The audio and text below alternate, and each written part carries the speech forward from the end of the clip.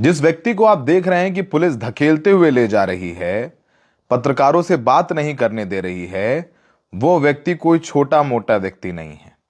वो है एक पूर्व आईपीएस ऑफिसर, आईजी रैंक का आईपीएस ऑफिसर, जिसे जबरदस्ती रिटायर कर दिया गया क्योंकि वो सरकार से सवाल पूछता था। और उसके ये हालात देख करके आप भी अचरज हो रहे हैं। इनका नाम है पूर्व आईजी अमिताभ ठाकुर। आपको बताएं कि इनकी पूरी कहानी इस कदर दर्दनाक है, तकलीफदेह है कि आप भी सोचेंगे कि अगर कोई व्यक्ति सरकार से पूछने लग जाए, अंदर का ही आदमी जिसे पूरा सिस्टम पता हो, उसे पता हो किस तरीके से कानून का सत्यानाश हो रहा है उत्तर प्रदेश में, और वो कहे तो उसे 20 साल पुराने एक मामले में उठा लिया जाता है। अब हम करते हैं आपसे आदाब और नमस्कार। द रेड माइक में आपका स्वागत है। आज गुरुवार का दिन है। कहा जाता है कि बड़ा शुभ दिन होता है, और इस शुभ दिन ये एक अशुभ समाचार ही है। क्योंकि अशुभ इसलिए है क्योंकि ये लोकतंत्र के लिए अशुभ है। आप बड़ी तकलीफदेह है कि किस तरीके से एक पूर्व रिटायर्ड, और वो भी जबरदस्ती रिटायर किया गया इनको, इन्होंने खुद वीआरएस नहीं लिया, सरकार ने इन्हें जबरदस्ती रिटायर कर दिया। इन्होंने अपने घर के आगे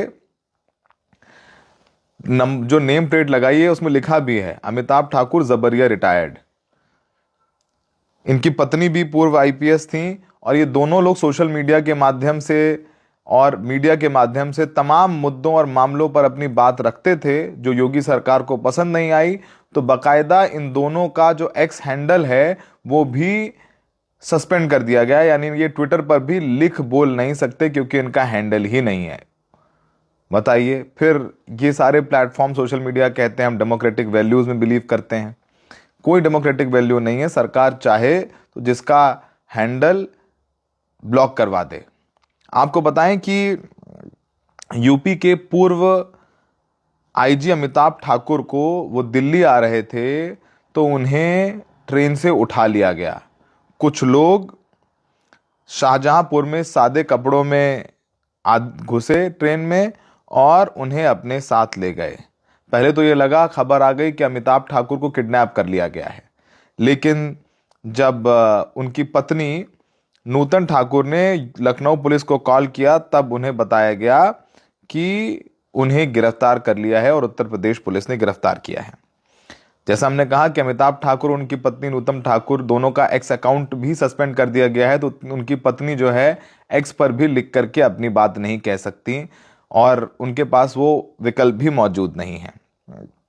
और पुलिस ने पहले अमिताभ ठाकुर से 2 घंटे तक एक गुप्त जगह पूछताछ की, फिर उन्हें देवरिया मेडिकल कॉलेज ले जाया गया, और वहां पर अमिताभ ठाकुर ने पत्रकारों से कहा कि उनकी जान को खतरा है, उनकी हत्या हो सकती है। सोचिए कि एक पूर्व सीनियर आईपीएस ऑफिसर कह रहा है उसे उसी पुलिस से जान का खतरा है जो कुछ दिन पहले उन्हें यूं सैल्यूट मारते थे, यूं सैल्यूट मारते थे आईपीएस ऑफिसर को, सामने खड़े नहीं होते थे, वो उन्हें धक्का देते हुए ले जा रहे हैं। ये है ताकत सरकार की।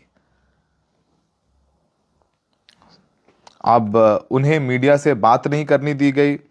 मेडिकल के बाद वो पत्रकारों से कुछ कहना चाहते थे, लेकिन पुलिस उन्हें धक्का दे करके वहां से निकाल करके ले गई। उन्हें 14 दिन की जेल भेज दिया गया है और अगली सुनवाई 23 दिसंबर की मुकर्रर की गई है। आपको बताएं कि जिस मामले में अमिताभ ठाकुर को गिरफ्तार किया गया है वो मामला आज से 26 साल पुराना है। मतलब 26 साल पुराने मामले में अमिताभ ठाकुर को गिरफ्तार किया गया आज, यानी कल, मान लीजिए कल उन्हें गिरफ्तार किया गया। 26 साल पुराने वाले मामले में 26 साल तक सरकार क्या कर रही थी? और 26 साल में तो बीजेपी भी आके चली गई, एक बार मायावती जी भी आके चली गई, अखिलेश भी आके चले गए, 2 बार से फिर बीजेपी है, लेकिन अब तक कोई कार्रवाई नहीं हुई। लेकिन 26 साल पुराने एक मामले में गड्ढा खोद करके निकाला गया और अमिताभ ठाकुर को गिरफ्तार किया गया। और ये अमिताभ ठाकुर जो सरकार से लगातार सवाल पूछते रहते थे। इसलिए मैंने कहा कि आज का दिन अशुभ दिन है, क्योंकि ये लोकतंत्र के लिए अशुभ दिन है। लोग अक्सर कहते हैं सौरभ जी आप थोड़ा धीरे धीरे बोलते हैं। हम इसलिए धीरे धीरे बोलते हैं ताकि हमारी बात पुख्ता तौर पर आपके जहन में जाए। हम 2 सेकंड का पॉज देते हैं जानबूझ करके, ताकि आपका दिमाग उसे अच्छी तरीके से रजिस्टर कर ले, क्योंकि ये ऐसी बातें हम कहते हैं जिनका दिमाग में घुसना, बैठ जाना बहुत जरूरी है। आप सोचिए कि एक आईपीएस अधिकारी जो आपसे सवाल पूछता था, उसे जबरदस्ती आपने रिटायर किया, फिर उसकी जो बोलने की आज़ादी उसे छीनी गई, उसके हैंडल फेसबुक के सब सस्पेंड करवा दिए गए और उसको गिरफ्तार किया गया 26 साल पुराने एक मामले में। आपको बताएं कि कहा जाता है कि 26 साल पहले अमिताभ देवरिया के एसपी थे और उन पर यह आरोप है कि उन्होंने फर्जी डॉक्यूमेंट से उनकी पत्नी ने देवरिया के औद्योगिक क्षेत्र में प्लॉट लिया और बाद में उसे बेच करके मुनाफा कमाया। ये आरोप अमिताभ ठाकुर के खिलाफ हैं। और अब अमिताभ ठाकुर को पता चला कि 3 महीने पहले अमिताभ के खिलाफ केस दर्ज हुआ था। जांच के लिए लखनऊ पुलिस ने एसआईटी बनाई थी और पुलिस के मुताबिक एसआईटी ने देवरिया और बिहार में रिकॉर्ड की और जांच की और गवाहों से पूछताछ और दस्तावेजों की पुष्टि की। पर्याप्त सबूत मिलने के बाद अमिताभ ठाकुर को गिरफ्तार किया गया है 26 साल पुराने एक मामले में। इस पूरे मामले में अमिताभ ठाकुर की जो पत्नी है उन्होंने बयान दिया है, उसका हम टेक्स्ट आपके लिए पढ़ देते हैं। उन्होंने बताया कि अमिताभ दिल्ली जा रहे थे, ट्रेन शाहजहांपुर पहुंची थी, तभी कुछ लोग ट्रेन में आए और उन्हें उठा ले गए। मंगलवार रात लगभग 2 बजे की घटना थी। मैंने कॉल करने की कोशिश की लेकिन बात नहीं हो पाई। उनका मोबाइल ऑन था, ऐसा लग रहा था जैसे उन्हें कोई खींच रहा हो। फिर गाड़ी की आवाज़ आई, इसके बाद फ़ोन बंद हो गया। मैंने रेलवे और आरपीएफ में शिकायत की, शाहजहांपुर एसपी को कॉल किया लेकिन फ़ोन नहीं उठा। बाद में पीआरओ ने कहा मैं पता करके बताता हूँ। बुधवार सुबह 9:40 पर लखनऊ तालकटोरा थाने से एसएचओ ने कॉल की। उन्होंने बताया कि मेरे पति को देवरिया ले जाया जा रहा है। और आप अगर जा करके अभी अपने फ़ोन पर एक्स हैंडल है आपके, एक्स यानी फॉर्मरली जो ट्विटर था, उसमें जाकर के अमिताभ ठाकुर का नाम सर्च करेंगे तो आएगा this account does not exist, यानी ऐसा कोई अकाउंट ही एग्जिस्ट नहीं करता है। नूतन ठाकुर बताती हैं कि 26 साल पुराना मामला सामान्य सिविल विवाद को अब जबरदस्ती आपराधिक केस में बदला जा रहा है, यानी एक सिविल मामले को एक क्रिमिनल केस बना करके उन्हें जेल में डाला गया है। जबरदस्ती एफआईआर कराई गई और कह रहे हैं कि मैं जल्द सबूत पेश करके खुद को निर्दोष साबित करूंगी और नूतन ठाकुर का भी एक्स अकाउंट सस्पेंड कर दिया गया है। अब जैसा हमने बताया कि एक और पहली बार जो है नहीं गिरफ्तार हुए हैं, पहले भी अमिताभ ठाकुर को गिरफ्तार किया जाता रहा है और उनको फिर बेल मिलती रही है। बताया जाता है कि उन पर सितंबर 2025 में धोखाधड़ी का एक केस दर्ज हुआ। आरोप है कि 1999 में वो देवरिया एसपी थे, तब उनकी पत्नी नूतन ठाकुर ने फर्जी नाम पता इस्तेमाल करके देवरिया में एक प्लॉट लिया और बाद में वही प्लॉट बेच करके असली नाम से मुनाफा कमा लिया। तालकटोरा निवासी संजय शर्मा ने शिकायत की। अब संजय शर्मा कौन है? वो लखनऊ का रहने वाला, तालकटोरा का रहने वाला। उसने देवरिया में एक मामले में जाकर के अमिताभ ठाकुर की शिकायत की। मतलब आप जनता समझते हैं सब कितने ना समझ हैं। मैं अमिताभ ठाकुर को व्यक्तिगत तौर पर जानते हैं और ऐसा नहीं है कि वो सिर्फ विसल ब्लोअर का काम इस सरकार में कर रहे थे, वो हर सरकार में अपनी बात बहुत प्रमुखता से, मुखरता से रखते रहे। लेकिन इस तरीके से 26 साल पुराने एक मामले में निकाल करके उनको उठा लिया जाए ट्रेन से, पूछताछ के लिए नोटिस नहीं भेजा, उनको मौका नहीं दिया गया और ट्रेन से जब वो दिल्ली जा रहे थे तो उन्हें उठा लिया गया ट्रेन से, शाहजहांपुर में बीच में जहां ट्रेन रुकी। आपको बताएं कि संजय शर्मा ने शिकायत में यह कहा था कि नूतन ठाकुर ने फर्जी दस्तावेज में अपना नाम नूतन देवी और पति अमिताभ ठाकुर की जगह अभिजात ठाकुर लिखवाया था। पता ग्राम खैरा, जिला सीतामढ़ी, बिहार लिखवाया था। इसके आधार पर शपथ पत्र, बैंक के कागज और ट्रांसफर डीड जैसे दस्तावेज बनाकर विभागों को गुमराह किया गया।